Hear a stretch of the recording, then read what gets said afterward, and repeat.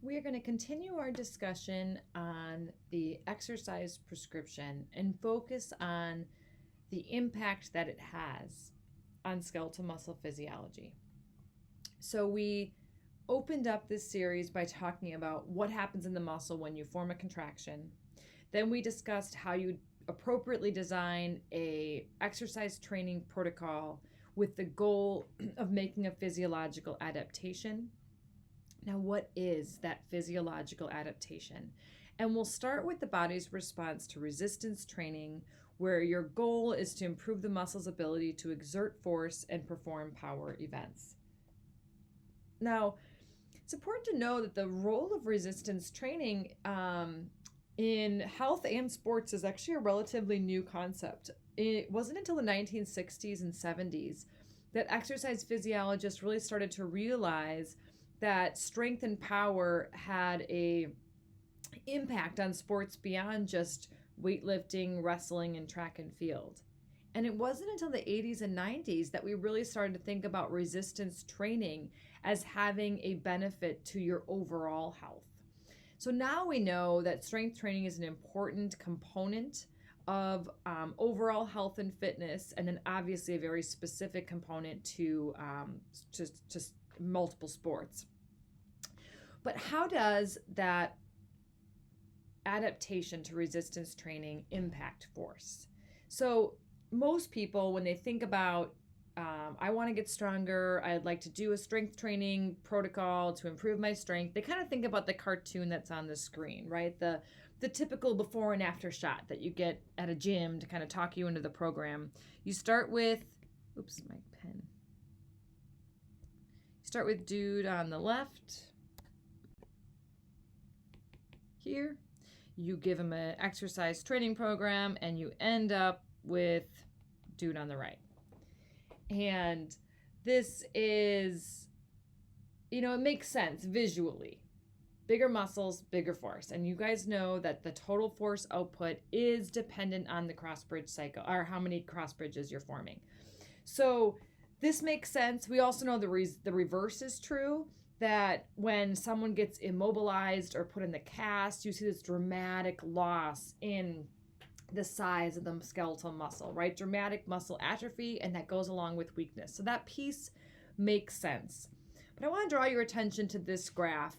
And this is a pretty well described phenomenon. I'm sure those of you who have exercise physiology undergrad are familiar with this graph. It is showing the response to a resistance training protocol. And the green line is the impact that you can have on strength. The best news is that our neuromuscular system is highly responsive. So when you prescribe a training protocol, you can make huge increases in strength. And many training studies have shown that within 3 to 6 months, you can see strength gains somewhere between 25% to 100% after only 3 to 6 months. 3 to 6 months of strength training.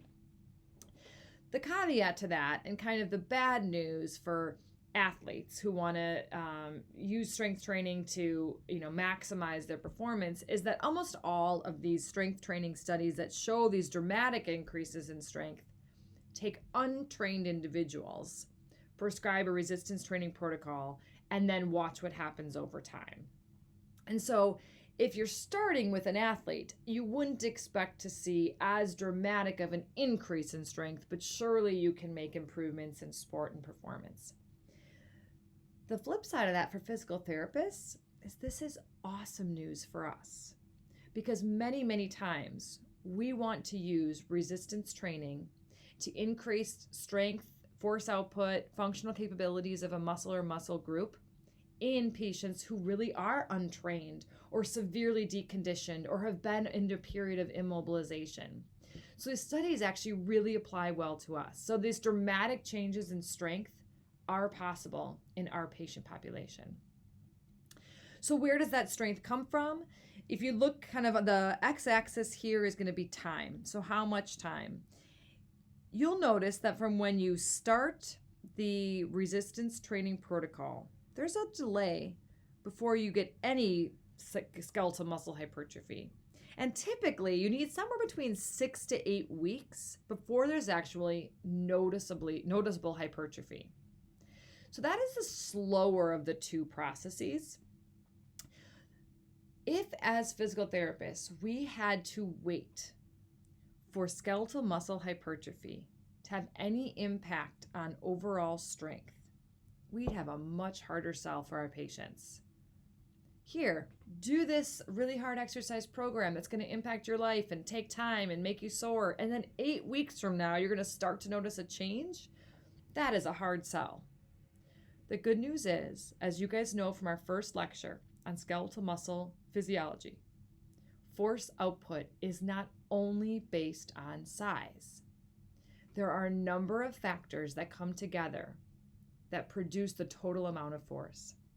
And you'll see in this graph that there are neural effects to a resistance training protocol. And the purple line is our neural effects, and they start immediately. Your patients are going to have an increase in strength very, very quickly. You don't have to wait 6 to 8 weeks for the skeletal muscle to actually get bigger before you get an increase in force. So let's talk about those impacts. What is the neural response to a resistive training activity? So when we think about the neural effects in the muscle, it's important to go back and remember this concept of the motor unit, right? The muscle is subdivided into smaller units that can be individually turned on, right? One motor nerve and all the muscle fibers that it innervates is the motor unit. So which combination of motor units is getting activated will determine the amount of force and the rate of force production, because the different types of muscle fibers react very differently and offer a different advantage in terms of total force and rate of force production. So as you'll see in your notes, under the neural effects of a resistance training program, the first one is a greater efficiency in neural recruitment patterns. What that means is, with training, you can get better at turning on the exact selection of muscle fibers that are the best for the job you're asking it to do. And what I mean by that is,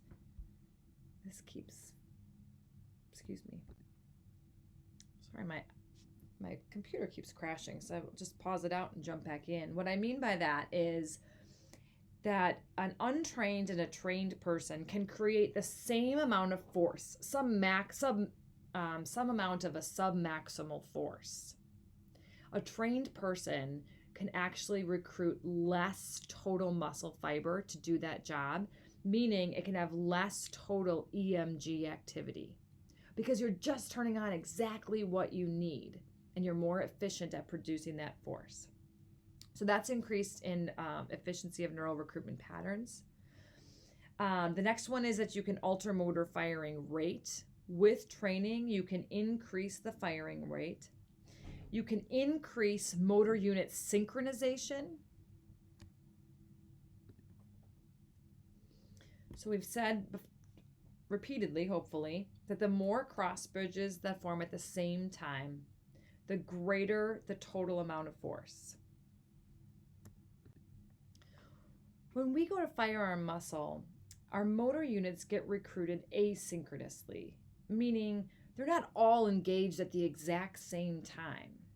When you increase motor unit synchronization, you get more of the motor units firing at the exact same amount of time, which means you can get a greater total number of cross bridges contributing to the total amount of force, all contracting at the same time with that increased synchronization. The last one on your list is there is a lowering of neural inhibitory reflexes with training. So we control the output of our muscle through both excitatory and inhibitory impulses from nerves. So when you get a contraction, you ultimately have a greater excitatory influence than an inhibitory influence, but there's still some inhibitory signal coming back. resistance training decreases that inhibitory impulse so that more of the excitatory impulse can get through. Okay, so at any given moment, when you have a contraction, your muscle is getting some excitatory and some inhibitory input. When excitatory is greater than inhibitory, you get a contraction. With training, the response to training is to further lower that inhibitory impulse, making it easier for the excitatory signal to get through and have its effect.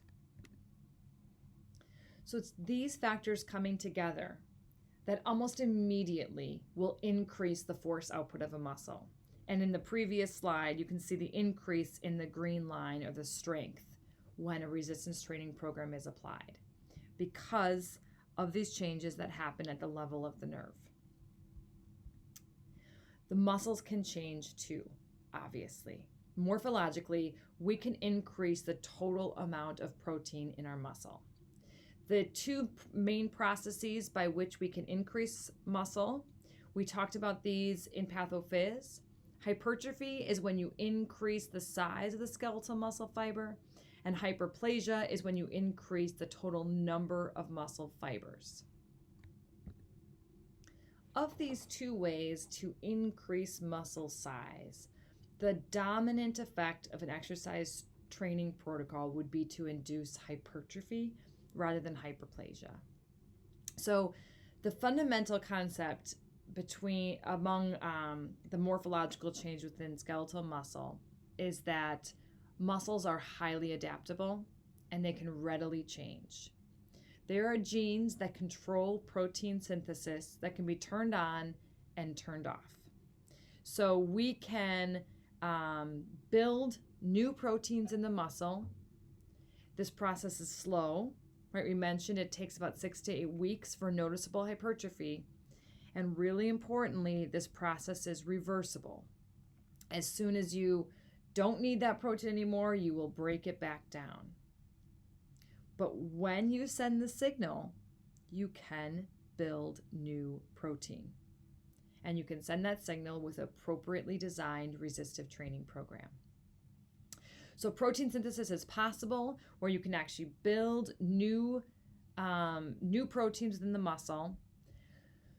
And I keep saying that you have to have this appropriately prescribed exercise program because it's much easier said than done. To prescribe a weight that is significant enough to create overload and then progress it over time. This graph shows what's referred to as the stimulatory threshold, or the amount of force necessary to stimulate optimum amount of protein synthesis.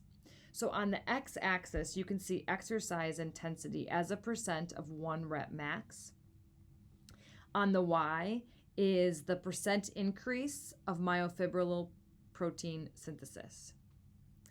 As exercise intensity increases, the amount of protein synthesis also increases. The stimulatory threshold is considered to be at 60% of your 1 rep max, as this is the cutoff where we start to see the significant increase in protein synthesis.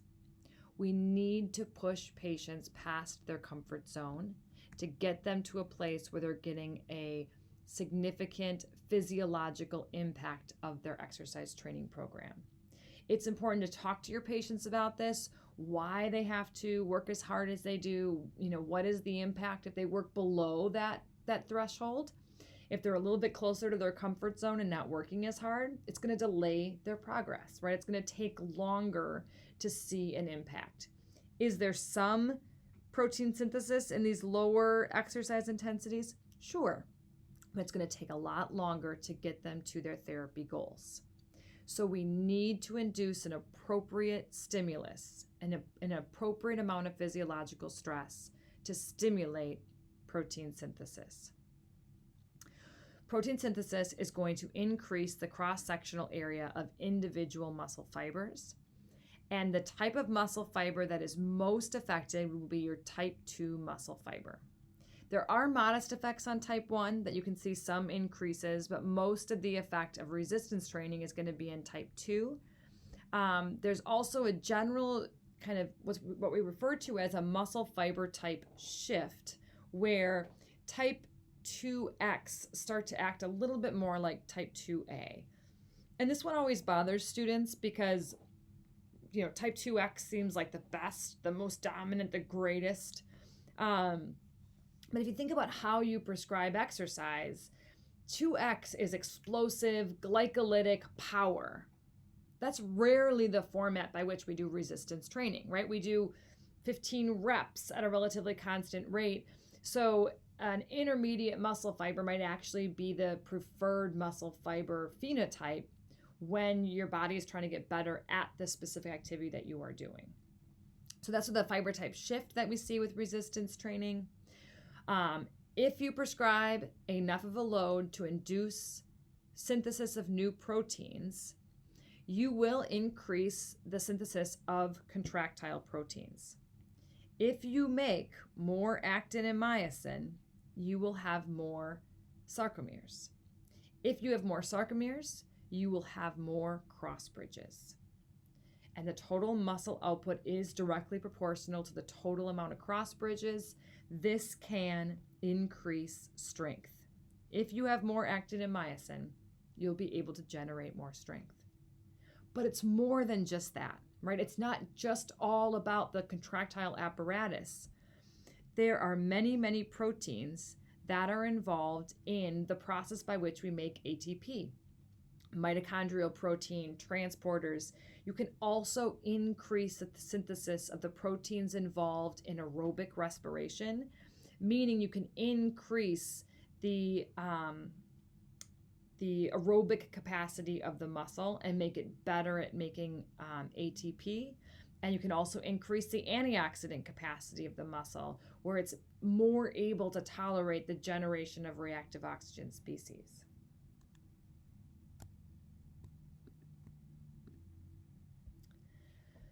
So throughout the whole semester, and I think a lot of you guys are already aware of this format, I will always be referring to how we best prescribe this exercise in the FIT formula.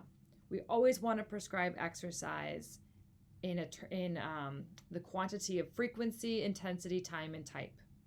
And I think I mentioned this in the very first lecture, but whenever you prescribe exercise, you should be picturing like a prescription pad that a doctor would write out a drug dosing to you.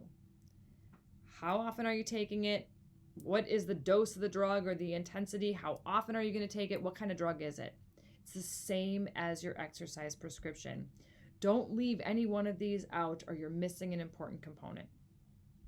So I will be using the ACSM's guide for exercise testing and prescription throughout this whole semester. So there's a nice book, the ACSM's Guidelines for Exercise Testing and Prescription book has each of these graphs in it in the textbook form if you like it there. I have it in your notes if this is more your form.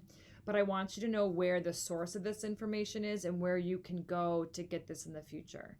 For exercise prescriptions, for resistance exercise training, the recommendation is that you are going 2 to 3 days a week for each major muscle group. So you could do resistance training every day if you did a different muscle group, but an individual muscle group should only be 2 to 3 days a week. We will talk about the need for recovery between exercise bouts. The intensity will vary based on your goal. If you're a young, healthy individual and you have strength goal, you should be lifting weights at around 60 to 70% of your 1 rep max. That would be described as a moderate to vigorous intensity. The ACSM does recommend a lower weight for older adults, 40 to 50% of a 1 rep max. So you want to take that into account depending on the person's age and abilities. If your goal is truly to improve endurance of skeletal muscle, you might prescribe a resistance training exercise, but at a much lower intensity. If you get below 50% of a 1 rep max, you're really targeting endurance over strength. For time, you want to do 2 to 4 sets, 8 to 12 reps if your goal is strength and power. Again, if you are prescribing this for endurance purposes, less than 2 sets, but a high number of reps, 15 to 25. Type is variable, right? Resistance training for a major muscle group, it's beneficial if you can prescribe an exercise that's multi-joint because you get more bang for your buck. We really have to always keep in mind the time that we're asking our patients to give. The more you can get out of a single exercise, the better, because if you are really trying to talk someone into adding 10 to 15 minutes into their day, maybe 20, you don't want them to have like a single muscle that gets most of the time, right? Depending on your goals. But if most cases we're going for multi-joint just to maximize the exercise. And then the sky's the limit in terms of what you prescribe. We will talk about tons of different exercise equipment in lab, body weight exercises. You use what you have, what they have, what is affordable, what is accessible, and make it work for your patient. So this recovery piece is really important, especially when it comes to, all exercise, but I'm in the mode of resistance training right now. So how long do you recover? How long do you go between sets? Well, it's important to know what's going on in the muscle to be able to answer that question. So this is the percent of total force, right? 100% is what you had before you started the exercise. You did a bout of fatiguing exercise, so there is an acute and reversible reduction in force. That's fatigue. You guys will get a whole lecture on that next, actually. Once you have muscle fatigue, there'll be less force. So here we're looking at maybe this person is at maybe about 50% of their force output. How long do you wait? Well, at about the 30 to 90 second mark, we can see that there's a dramatic increase in backup in force. The speed of recovery is relatively quick. Once you get past around 90 seconds, you'll see there's a flattening of this curve. The speed of the recovery begins to slow. It's still recovering. You're still getting more force back, but it is at a much slower rate. Around the 2 to 4 minute mark, you will see a very slow slope to the recovery curve. In fact, at the bottom of this is 90 minutes later, you're still not even quite at 100%. So it is inappropriate to think that someone should get back to the force output they had before they started. Or would you be waiting 90 minutes between sets, which I think is obvious is not practical. So what's happening in this beginning phase? What's going on here with this return of force? Well, in that initial rapid recovery, a lot of the recovery is because of the removal of lactic acid and other buildup of metabolites. As the muscle is fatiguing, there's an accumulation of metabolic waste products, which, as you'll learn in the fatigue lecture, will impact force output. So when you stop the exercise and all that blood is flushing through the muscle, right, because you have all this vasodilation, it is washing away those metabolic byproducts, and that's going to be this initial rapid pop back of your force. As you get a little bit longer, there's still a recovery as you continue to wash out, but the full recovery of force is going to need time because you will need to replace the muscle's metabolic reserves that were depleted during an activity, and that will not happen between sets. So the question was, what is the appropriate amount of time you wait between a set? Well, the greatest recovery happens between 30 to 90 seconds. So the ACSM recommends somewhere between 2 to 3 minutes between sets to allow for that washout, allow for a significant return in force output before you then induce your next round of overload. As the more general rule of thumb, you should have somewhere between a 1-to-1 ratio between the length of time it took to do the exercise and the rest time between sets. What about between sessions? So with resistance training, the reason that the ACSM recommends 2 to 3 days per week is that you need time for the adaptations to occur and recovery is necessary. When you do strength training, there is microdamage that happens in the muscle. That's actually a good thing, because as the muscle goes to rebuild and repair that microdamage, it's when it helps to contribute the increased sarcomeres. So you want that time to recover the damage, to replenish the stores. So it's recommended to have about 48 hours between sets to allow for those adaptations to occur. If the time between sessions gets greater than 96 hours, you start to lose the benefits of the training. So the muscle will be out of its muscle protein synthesis phase and is actually going to begin more of a protein breakdown. So if you're truly trying to get growth and change over time, 48 hours between sessions would be ideal. Okay, so we started this whole section off with this poor gentleman who had upper back and neck pain, and he came to physical therapy. You detected weakness in scapular stabilizers and some of his postural muscles. What would you prescribe now? How would you induce a change in this patient? Well, you know a muscle group you want to target. Let's say you're trying to target the lower trapezius. What is the exercise prescription? I mean, you could get them into the exact position that you did your testing in, right? They could have the patient go prone. They could do concentric activation in prone, kind of isotonics with a free weight or a TheraBand. How do you prescribe that? Well, you'd want to set a frequency of maybe every other day, with the goal being 2 to 3 days per week. And then what's your goal? Is it strength or is it endurance? If your goal is to increase strength, you're going to want to get, 70% of a 1 rep max.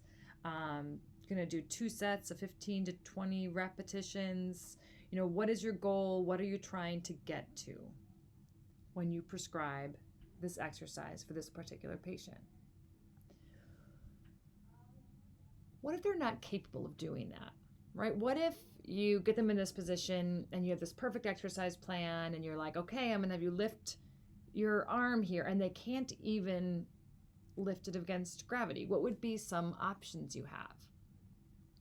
You want to think in terms of skeletal muscle physiology to exploit the situation and solve the problem.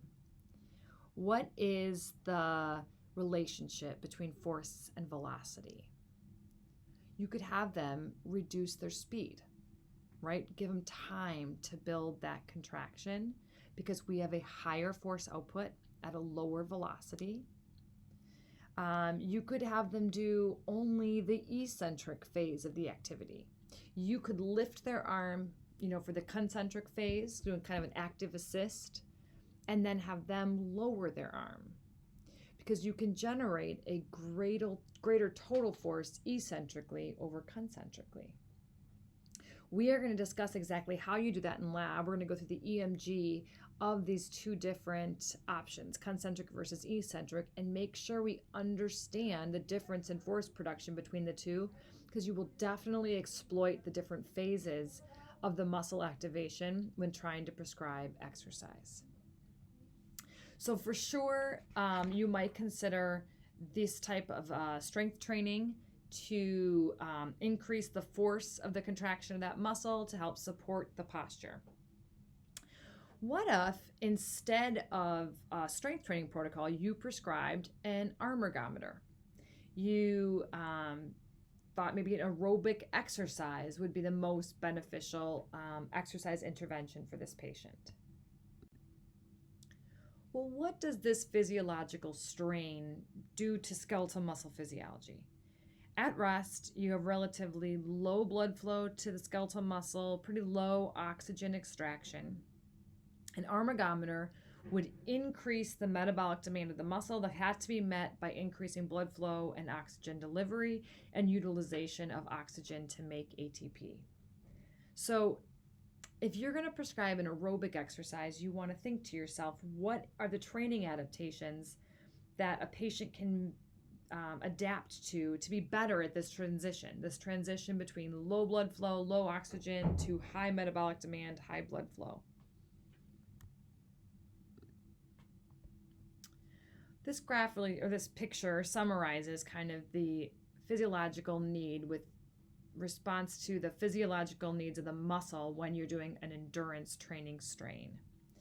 The exercising muscle needs a lot of oxygen in order to make ATP to fuel the machinery. You need to be able to get that oxygen in from the environment, get it into your lungs, deliver it to the skeletal muscle efficiently so the oxygen can diffuse across the capillary into the muscle to be used to make ATP. And then we need to remove the metabolic waste, and specifically in this picture we're talking about the CO2 that's produced as we clear that out of the skeletal muscle during the aerobic activity. So the overall goal of an endurance training protocol is to improve the muscle's capacity to produce ATP aerobically using oxygen. And when it comes to limitations to aerobic performance, diffusion of oxygen from the capillary to the mitochondria within the muscle is a major limiting factor of the maximal oxygen uptake. So in response to an endurance training protocol, you will see an increase in capillary density.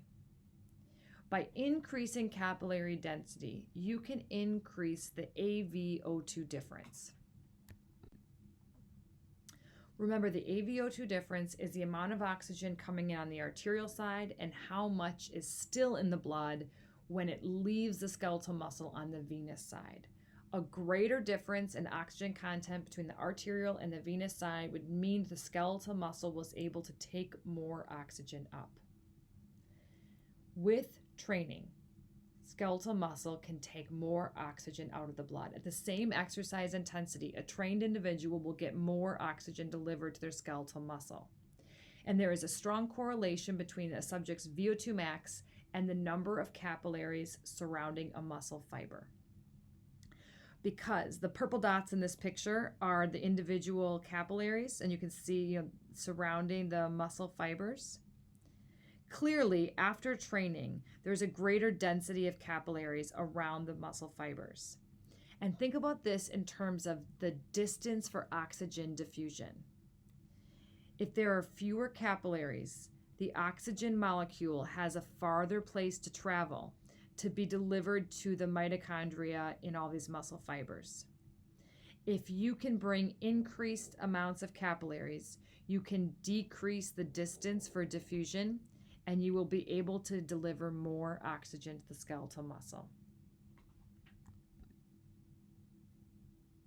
The process by which the human body can increase capillary density is known as angiogenesis. And in response to endurance training, we refer to this as exercise-induced angiogenesis. In response to the tissues dropping oxygen and the sheer stress of the blood flow going by the blood vessel, we get released vascular endothelial growth factor, VEGF, and other growth factors that stimulate the growth of new blood vessels. What is the advantage? Before training, this says before angiogenesis, you could almost write in here before training, if I can spell training, after training. What has this given the athlete, this beautiful little web of blood vessels? Well, you're going to increase the total amount of blood flow to that muscle, right? There's just many, many, many more lanes in the highway. You can get a ton of more cars through this area all at one time. And it reduces the distance for oxygen diffusion and substrate delivery. The flip of that, which actually isn't in your notes, but is really also extremely important, with the increased blood flow, you not only deliver more oxygen, but you're also more efficient at removing the metabolic waste that's being produced through the metabolism when this muscle is going. So you're better delivering oxygen and you're clearing waste out more effectively. So angiogenesis is the growth of new blood vessels. It can be seen as sprouting, where you get a new off branch from an initial vessel, or you can get an interception, where you actually get a separation, kind of a puckering of the wall that ultimately becomes two separate channels. These are both possible in response to exercise. So, to further increase the goal of delivering more oxygen and using it to make ATP aerobically, in response to endurance training, we see an increase in mitochondrial number. In fact, there's an increased density within the first 5 days of training, and you can see an increase of 50 to 100% of the original mitochondrial number after just 6 weeks of training. Highly dynamic, responsive system. So as we increase mitochondrial number and the mitochondria that we have increase in size, you can see in your notes kind of a laundry list of what that gives the muscle.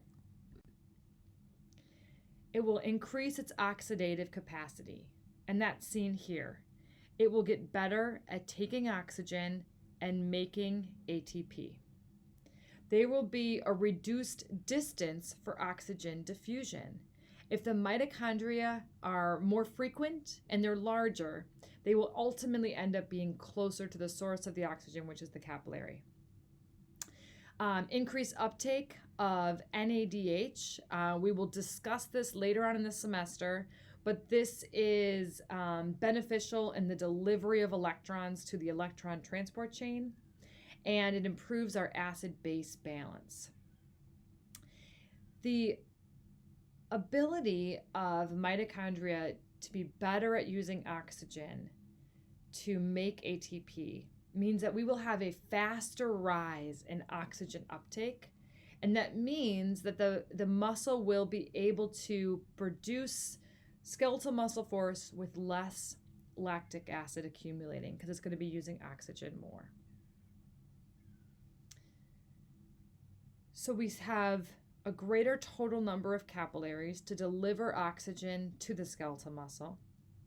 We have a greater total number and size of mitochondria, the organelle that takes that oxygen and uses it to make ATP. We also see changes in the muscle fiber type, and there is arguments among skeletal muscle physiologists about whether or not a muscle fiber can truly change between a fast and slow twitch. It's largely accepted in general. You will definitely find people who argue that it's a true change, but it's largely accepted that it's a muscle fiber type shift, in that fast twitch muscle fibers get better at using oxygen to make ATP, so they take on the phenotype of a slow twitch. So not a complete change. It still has its original markings of a fast twitch muscle fiber, but we see an increase in the type of myosin ATPase that's used more in a slow twitch muscle fiber, and a reduction in the fast. So when you are doing low to moderate intensity aerobic exercise, you are almost exclusively relying on type 1 muscle fibers. So this adaptation makes you better at using your aerobic muscle fiber types. In addition to the fiber type shift, type 1 muscle fibers get larger. They increase in their cross-sectional area. Some studies have shown up to 25% increase in cross-sectional area in response to endurance training. Oh, I thought I had a slide for this one, but I think in here I'm just going to also add this muscle fiber type shift. It changes the myosin isoforms, but it also increases the total number of myoglobin, which is seen here on the stain. So you could think of, myoglobin is the oxygen carrying protein in the muscle cell. And you can really think of it, it's a synonymous protein, or very similar protein, I should say, as hemoglobin. So the amount of myoglobin in a skeletal muscle cell is kind of an oxygen reserve, because it's typically saturated with oxygen at the start, at rest. When you're just at rest, your myoglobin are fully oxygenated. So right when you start exercise, all these little myoglobin boats are full of oxygen that can immediately start delivering it to the mitochondria before you even get all of the vasodilation and the increased blood flow. You have this little oxygen reserve. So this shift to a slow twitch muscle fiber means there's more myoglobin as well, which means you have a greater oxygen reserve. The last one on the page is an improved antioxidant capacity. When your mitochondria are pumping out ATP, they will make free radicals. Reactive oxygen species is a byproduct, and we want to be able to neutralize those free radicals so they don't cause cellular damage. With training, you get better at doing that. You have greater enzymes capable of converting reactive oxygen species into a less oxidative form. And this helps protect the muscle fiber against free radical mediated damage.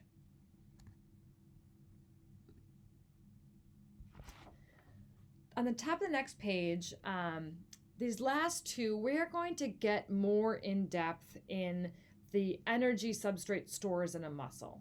But in general, our body uses fat and glucose as its two primary macronutrient sources for energy. With endurance training, you get better at mobilizing and using fat, and you store more in the muscle. Glycogen is the storage molecule of glucose, and triglyceride stores can be stored in skeletal muscle, and you get more of these with endurance training so that you have more fuel for your fire right at the beginning. We're going to touch back on this once we actually start talking about how our body uses fat and glucose. I'm going to kind of stick a pin in it at this point. So if you had a sum total what endurance training does for the human body, it results in a more efficient utilization of oxygen by the muscle. And let's be clear, at this point, we're only talking about the skeletal muscle adaptations. We will talk about the cardiopulmonary system in a later lecture. All right, so if you want to prescribe an aerobic exercise plan with the goal of improving oxygen delivery and use in the skeletal muscle, it depends on your intensity. So most of the time, that's not true. I guess you'll see a variety of patients. I was going to say most of the time we prescribe moderate intensity exercise, but I think there's more and more times now that's no longer true. The higher the intensity, the less exercise total time you have to do. So if we say in the first column, moderate intensity exercise, you typically should do about 5 days a week. We prescribe the intensity of the exercise in a number of ways. A lot of times we use heart rate as a measure to let us kind of know how intense our exercise. You obviously can use the rating of perceived exertion, the RPE. Let's just jump into heart rate a little bit here because we will talk about it again and again.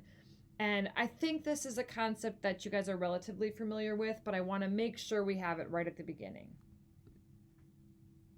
So heart rate is a good surrogate for exercise intensity because if we put heart rate here in beats per minute, although I'm not going to put any numbers, and exercise intensity on the x-axis, there is a linear relationship up to the point of heart rate max, meaning that as you increase exercise intensity, you increase heart rate.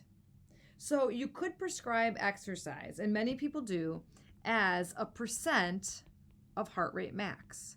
How close to your maximal intensity are you? So we largely say that a moderate intensity exercise is around 75% of heart rate max.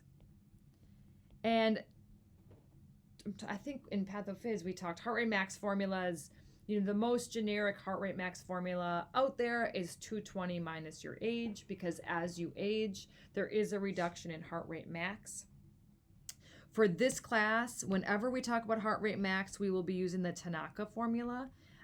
It is just more accurate. It's also what's used in most clinical hospital settings for heart rate max. And that is you take 208 minus basically 70% of their age. Oh, I almost ran out of space. Okay, so this is a heart rate max formula so that you don't actually have to exercise someone to their max. You can estimate it based on their age. So that's one kind of easy way to prescribe exercise. You know their age, you figure out their heart rate max, and then you get them within that target to make sure you are giving them an appropriate dose of aerobic exercise. The problem with percent of heart rate max is that it doesn't take into account where they started from, right? This guy here, this is their resting heart rate. And it actually matters a lot because if you have a lower resting heart rate to begin with, and your max heart rate is based on your age, right? The difference between heart rate max and heart rate rest basically tells you how many beats you have to play with. How much can you increase above rest? How much more blood can you pump out above your resting state? So if you don't take into account what their resting heart rate is, which is what we do not do when we prescribe with heart rate max, it's not easy to know that we're talking about the same thing for different patients. So here's an example. Let's say you have let me just change my color here again. Let's say we have a 70-year-old patient, and let's say we have two 70-year-old patients, and one has a heart rate rest of 50 beats per minute. And 70-year-old number 2 has a heart rate rest of 80. We will discuss the impact of training and aerobic fitness on heart rate rest, but I'll just say now that if you're more fit, if you're more trained, you typically have a lower resting heart rate. So we will see these variations in heart rate rest. And you want to prescribe exercise to these two 70-year-old patients. If you prescribe this based only on their percent heart rate max, they would both have the same predicted heart rate max, right? If we plugged them into this Tanaka formula, 208 minus 70% of their age, what did I make them, 70? Oh yeah, I did this easy. They have a predicted maximal heart rate of 159 beats per minute. So if we prescribed these two 70-year-olds and said, okay, exercise to 75% of your heart rate max, they would we'd get them to 119 beats per minute. But this is very different when you start at 80 compared to when you start at 50. The difference between resting heart rate and heart rate max is called your heart rate reserve. That's what we call that, like how many beats you have to play with, is your heart rate reserve. And heart rate reserve is the difference between heart rate max minus heart rate at rest. How many beats do you have to play with between what you predicted to be max and what you start with? So our patient the person on the left here has a heart rate reserve of 109 beats, where our patient on the right has a heart rate reserve of only 79 beats.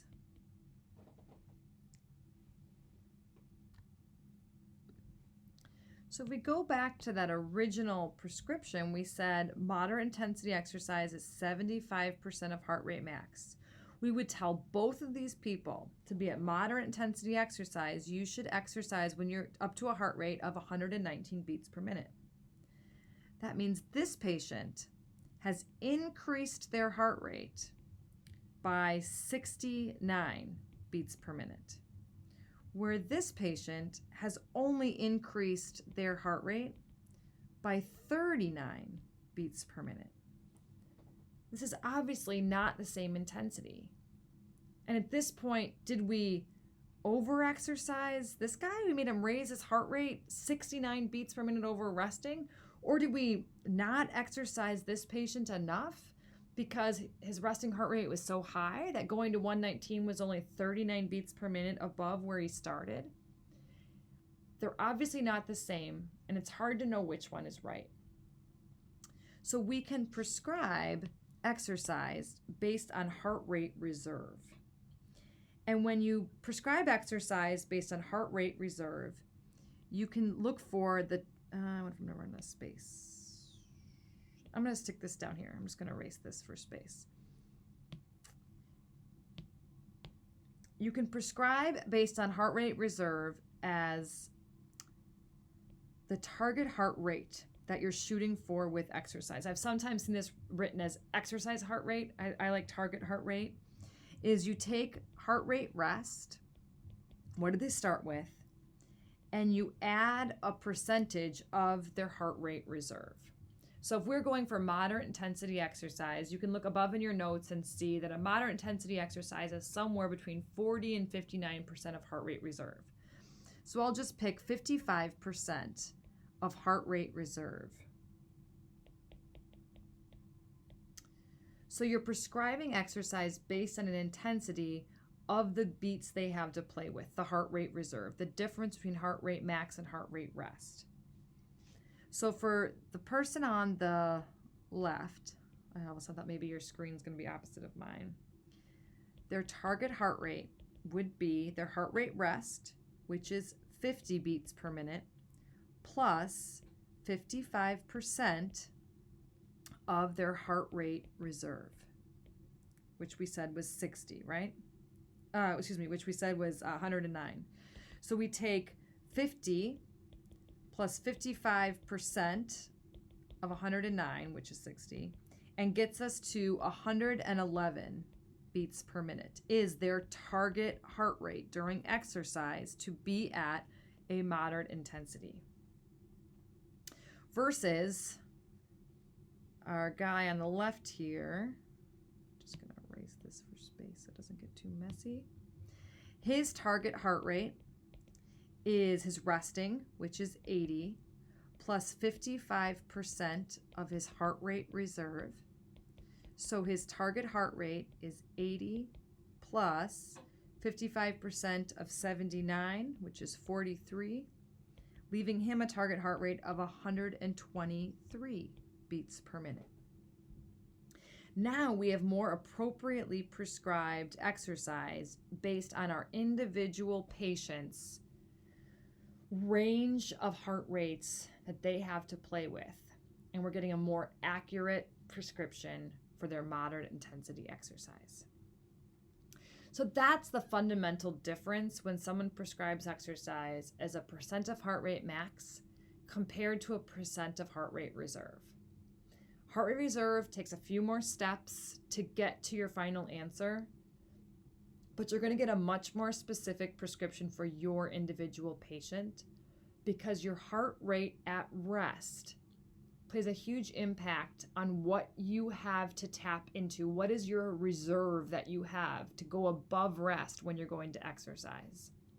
And a lower heart rate rest will give a much larger kind of a reserve in the total number of beats that that individual has to play with.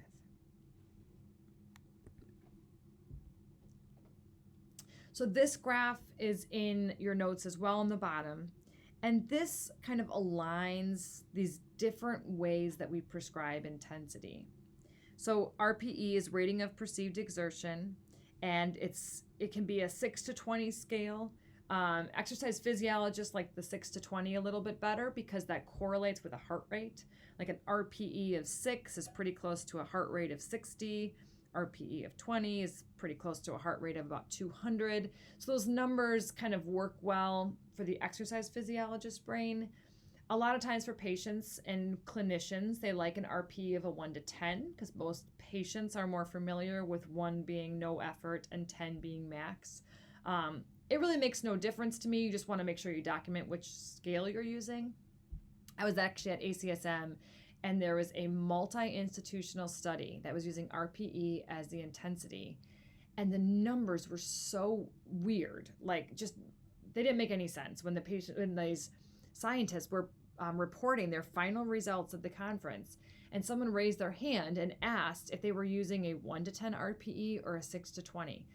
And in the at the conference, in that moment, it occurred to them that at different institutions, they were using different RPEs, which completely skewed their results. It was just this horrible moment. So working with your patients on a one-to-one, it probably wouldn't be caught as much. But obviously, if you move between institutions or you're taking over for somebody else, make sure you know the scale of your RPE. You can correlate RPE to kind of breathing as an intensity. We'll talk about a lot more of that in cardiopulm. And then here are the two choices that you might see prescribed, either as a percent max heart rate or a percent of heart rate reserve. So when we go back to our fit recommendation for aerobic exercise, you can see exercise intensity here. I only included heart rate reserve in these charts because that's what I would prefer that we use to be more accurate. If it's moderate intensity, 30 to 60 minutes a day for 150 minutes per week. The type of exercise does not matter at all. The goal would be rhythmic, dynamic activity. Larger muscle groups is going to give you more bang for your buck. One thing I just want to take a minute to hit home here is this 150 minutes a week. This is the floor. Like, this is the threshold that has to be at the minimum, right? But we really probably are striving to even go above and beyond. But we need to have at least 150 minutes a week. We'll touch back on that again. I have a whole piece of this. I just want to just plant the seed now that these fit recommendations, especially for time, are not the ceiling, but rather the floor. Okay, so for high intensity, the higher the intensity, the less you have to exercise. You feel a lot worse while you're doing it, but you can be done a lot quicker. So pick your poison. With higher intensity, 3 days a week is all it's recommended. Now you need to get to be about 60 to 89% of your heart rate reserve, or an RPE of 14 to 17. Now only 20 to 60 minutes a day, or at least 75 minutes per week. A lot of people end up doing some kind of combination, and then you can kind of see you just kind of merge the two together. So at this point, we have introduced the skeletal muscle physiology. What are the tools that we're playing with in the muscle? How do we prescribe exercise to effectively make change, a physiological change over time? And what are the changes, whether it's to resistance training or aerobic training at the level of the muscle? Right? There's going to be much more changes in the cardiorespiratory system that we will go through as we progress. All right, I hope you guys are having a wonderful day in whatever place you are watching these, and we'll talk soon.